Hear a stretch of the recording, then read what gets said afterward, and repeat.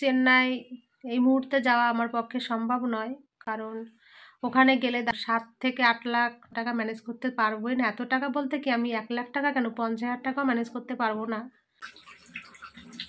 নমস্কার বন্ধুরা, সবাইকে জানাই শুভ দুপুরবেলার শুভেচ্ছা। তো আমি আজকে সত্যি সকাল থেকে ব্লগটা করতে পারিনি, ইচ্ছা নেই। তারপর ইচ্ছা নেই বলতে যেমন তেমন আজকে সত্যিই টাইম পাইনি ব্লগটা শুরু করার জন্য করতে। তো তবুও একটু তোমাদের সামনে না আসলে তো ভালো লাগে না, তাই রান্নাঘরে সকালবেলা ডিউটিতে গেছি। আজকে ঘুম থেকে উঠেছি 7টার সময়। তো উঠে ঘরের শুধু বাসি কাজটা সেরে আমি ডিউটিতে বেরিয়ে গেছিলাম। তো সেখান থেকে আস্তে আস্তে একটু লেট হয়ে গেছে। তারপর বাড়ি এসেই সমস্ত কাজগুলো সেরে তারপর রান্নাঘরে এসেছি। রান্নাঘরে এসেই ভাবছি তোমাদের সামনে একটু চলে আসি, তাই আসলাম আর কি। তো এখন আমি রান্না করছি, রান্না হয়নি এখনও, আজকে রান্না করতে করতে একটু দেরি হয়ে যাচ্ছে। তো আজকে একটু চিকেন রান্না করছি, তোমাদের দাদাভাই বলছে একটু চিকেন রাখতে। তো আমাদের বাড়ির সামনে আসছিল চিকেন, তো ও চেয়ারে বসেছিল বাইরে, তখন বলছে আমাকে যে একটু চিকেন রাখো, আজকে একটু চিকেন খাই। তাই এই চিকেনটা রান্না করছি। এখন ভাত হয়ে গেছে, এখন এই চিকেনটা রান্না করলেই হবে। শুধু চিকেন রান্না করছি আর ভাত, আর কিছু রান্না করছি না। চিকেনটা আমার হয়ে গেছে, এখন একটু গরম মশলা বাটবো শিলনোড়ায়। তো গরম মশলা বেটে একটু চিকেনে দিয়ে নিই, তারপর তোমাদের সঙ্গে কথা বলছি। তো রান্না করে তোমাদের দাদাভাইকে ভাত দিলাম খেতে, আমি নিজে খেলাম। খাওয়া দাওয়া করে 5 মিনিট বসলাম বাইরে। তোমাদের দাদাভাই আবার বাথরুমে গেছে এখন। আর তো এই ক্রোনস ডিজিজ রোগটার একটা লক্ষণ আছে। লক্ষণ বলতে যা কিছু খায় না কেন, মানে মানে প্রত্যেকটা দিন অন্তত 5 থেকে 6 বার পটিতে যাবে, আর প্রচুর পরিমাণে আমাশা হয়। এগুলো ব্যাপার। ক্রোনস ডিজিজ রোগের এই সমস্তই লক্ষণগুলো বেশি হয়। তারপর ডাক্তারে যেমন অনেকবার বলেছিল যে পটির সঙ্গে রক্ত পড়ে কিনা, সেটাও বলছিল, কিন্তু ও তো বলে পটির সঙ্গে রক্ত পড়ে না। তারপর পরীক্ষাও করেছিলাম, তো রক্ত বেরাচ্ছিল না। তাই বলছিল, এখন কি আমি বুঝতে পারি না, ব্লাডটা দেহে থাকছে না কেন, ব্লাডটা তৈরি হচ্ছে না কেন, সেটা তো আমি কিছুই বুঝতে পারি না, ওটা ডাক্তাররা বুঝবে। তো ডাক্তার তো অনেক দেখালাম, অনেক, কিন্তু কোনো ডাক্তার ধরতেই পারলো না যে কি হচ্ছে না হচ্ছে। আর এদিকে আমি এই যে এখন বিছনা করেছি, মশারি টানিয়ে দিয়েছি।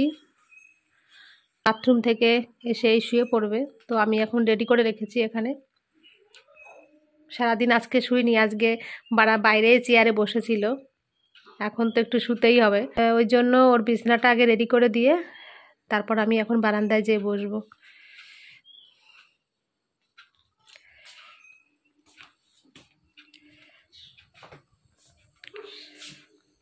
আমাদের এখানে যা মশা, দিনের বেলা একটু শুতে গেলেও মশারিটা নিয়ে শুতে হয়। আমাদের দাদাভাইকে ওই কারণে মশারিটা নিয়ে দিয়েছি। আর আমি এখন মশারি টানাবো না, আমি এমনি কম্বল মুড়ি দিয়ে শুয়ে থাকবো একটু। তারপর বিকালে আবার জল এসে যাবে। তো রান্নাঘরে কাজ আছে। দেখো মশা কিভাবে উঠছে আমাদের এখানে, প্রচুর মশা আমাদের এখানে। আমার ছেলেটা তো বাড়িতে নেই, আজকে 3-4 দিন তো হয়ে গেছে। এখন মনটা সত্যি খুব খারাপ লাগছে, কবে বাড়িতে আসবে জানি না। খুব কষ্টই লাগছে এখন, ভীষণভাবে মনে পড়ছে ছেলেটাকে। তো মায়ের কাছে ফোন করেছিলাম, সবাই খুব ভালো আছে ওখানে গঙ্গাসাগরের মেলায়। তো খুব আনন্দ করছে মা, শুধু আমার জন্য টেনশন বলতে কি কষ্ট পাচ্ছে যে আমি একটু যেতে পারলাম না। সবাই আনন্দ করছে ওখানে, যে মা, মাসি, বোন সবাই বলছিল যে তোর জন্যই খুব কষ্ট হচ্ছে, তুই আসতে পারলি না। আমি বললাম কি আছে, পরে যাব, তোমাদের দাদাভাই একটু সুস্থ হলে তারপর একসঙ্গে আমরা যাব, তাই বলেছি। আর কি বলবো বলো। তো যাই হোক, আমি তোমাদের একটা কথা বলবো এখন।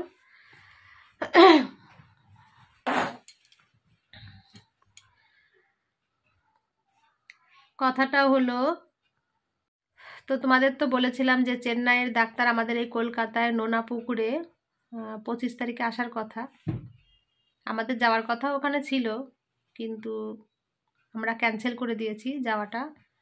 ক্যান্সেল করেছি বলতে চেন্নাই এই মুহূর্তে যাওয়া আমার পক্ষে সম্ভব নয়, কারণ ওখানে গেলে ডাক্তার তো অপারেশনের কথা বলবে। তো 7 থেকে 8 লাখ 9 লাখ টাকা যে বউটার হয়েছিল ক্রোনিক ডিজিজ রোগটা, তার লেগেছে 8 থেকে 9 লাখ টাকা, প্রায় 10 লাখ টাকাই। এবার আমি তোমাদের দাদাভাইকে যদি আমি নিয়ে যাই ওখানে, ডাক্তার তো পুরো বলেছে এই চেন্নাইতে ইমিডিয়েটলি যেতে, কিন্তু আমি অনেক চিন্তা ভাবনা করে দেখলাম যে আমি এত টাকা ম্যানেজ করতে পারবোই না। এত টাকা বলতে কি, আমি 1 লাখ টাকা কেন 50,000 টাকাও ম্যানেজ করতে পারবো না, আমার পক্ষে সম্ভব না। আর আমার বাবা অনেক দিয়েছে আমাকে, বাবার কাছে চাইবার মতন মুখ আমার নেই, তো সেটা ক্যান্সেল করে দিয়েছি। আর আর এখন একটা ডাক্তারের সন্ধান পেয়েছি আমি। একটা দিদি আমার ভিডিও দেখে উড়িষ্যা থেকে, তো সেই দিদিটা আমার সঙ্গে ফোনে কথা বলে। মানে ওই দিদিটার ছেলেও নাকি মানে খুব অসুবিধা হয়েছিল, খুব শরীর খারাপ হয়েছিল। মানে তোমাদের দাদাভাই যেরকম রোগা, তো ওরকম রোগাই হয়ে গেছিলো, এত শরীর খারাপ হয়ে গেছিলো, টিবি হয়েছিল, তারপর আরও অনেক সমস্যা ছিল। তো উড়িষ্যা ভুবনেশ্বর কিংস হসপিটাল, তো ওই ওই হসপিটালে দেখিয়ে দিদিটার ছেলেটা ভালো হয়েছে। তো দিদি আমাকে বারবার করে বলছে যে রিঙ্কি তুমি ওই ডাক্তারের কাছে ওখানে যেতে পারো, কিংস হসপিটালে। তো দিদির বাড়িটা উড়িষ্যা, তো আমাকে বলছে রিঙ্কি তুমি এখানে চলে আসো, আমরাও যাব, আমরা তোমাকে নিয়ে যাব, তোমার কোনো অসুবিধা হবে না, তুমি আমাদের সঙ্গে যাবে। তো আমি অনেক চিন্তা ভাবনা করলাম যে চেন্নাইতে যাওয়া আমার পক্ষে সম্ভব না, কারণ এত টাকা পয়সা আমি ম্যানেজ করতে সত্যিই পারবো না। যেটা পারবো না সেটা মানে আশা করে তো লাভ নেই। যে ওই কারণে সিদ্ধান্ত নিয়েছি যে আমি ভুবনেশ্বর কিংস হসপিটালে যাব, সেটাই সিদ্ধান্ত নিয়েছি। তো আমাদের যাওয়ার টিকিটটা আজকে আমরা কেটে নিয়েছি বলতে আমার ভিডিও দেখে একটা দাদাভাই, রঞ্জন দাদাভাই, আমি যখন দুর্গাপুরে গেছিলাম, তো সেই রঞ্জন দাদাভাই আমার টিকিটটা কেটে দিয়েছিল। এবারও বলেছি রঞ্জন দাদাভাইকে যে আমার টিকিটটা একটু কেটে দিতে। তো রঞ্জন দাদাভাই মানে ফোনে সার্চ করে তারপর টিকিটটা আবার কেটে দিল আজকে। তো আমাদের যাওয়ার ডেট ঠিক হয়েছে সামনের রবিবার, মানে 19 তারিখ, আমরা না 20 তারিখে আমরা রাত্রেবেলা এখান থেকে বেরাবো। 9:25 আমাদের ট্রেন আছে। তো রবিবার রাত্রেবেলা আমরা বেরাবো, সোমবারের দিন সকালে আমরা ডাক্তারটা দেখাবো 9টার সময়, 9টার থেকে ডাক্তার বসে। তো দিদিভাই আমাকে তাই বললো আর কি। তো আমরা পুরো ফাইনাল হয়ে গেছি, উড়িষ্যা কিংস হসপিটালে যাচ্ছি ভুবনেশ্বর।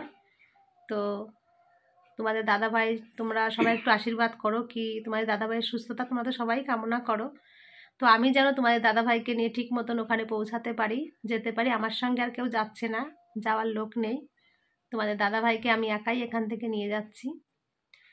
আর তোমাদের দাদাভাই সত্যি কথা বলতে কি, আমি যদি পাশে থাকি ও ভরপুর সাহস পায়, ওর তখন আর মনে হয় না যে কাউকে ওর লাগবে, যেটা সত্যি কথাই। এত বছর ধরে আমি বলছি, ওর মনের কথা এটা, আমি সেটা জানি। তো কেউ যাচ্ছে না সঙ্গে সেটা নিয়ে ওর চিন্তা নেই, ওর যে মেন যাওয়ার যে মানুষটা সেই যাচ্ছে, ওর আর কোনো অসুবিধা নেই। আমার জীবন চলে যাবে তবু ওর হয়তো কোনো অসুবিধা হবে না, আমি তাই তো মনে করি আর কি। তো যাই হোক, আজকের ব্লগটা বেশি বড় করতে পারছি না, ব্লগটা এমনিতে করার ইচ্ছা নেই। আজকে ইচ্ছা নেই বলতে মানে আজকে একটু কাজের চাপটা বেশি পড়ে গেছিলো বলে আর ব্লগটা শুরু করিনি। তো তোমাদের সঙ্গে এইটুকুই বলার ছিল যে আমাদের চেন্নাইতে যাওয়াটা পুরো ক্যান্সেল করে দিয়েছি। এখন এই উড়িষ্যা ওই হসপিটালটাই যাই, কিংস হসপিটালে, দেখি আমাদের জন্য কি অপেক্ষা করে আছে।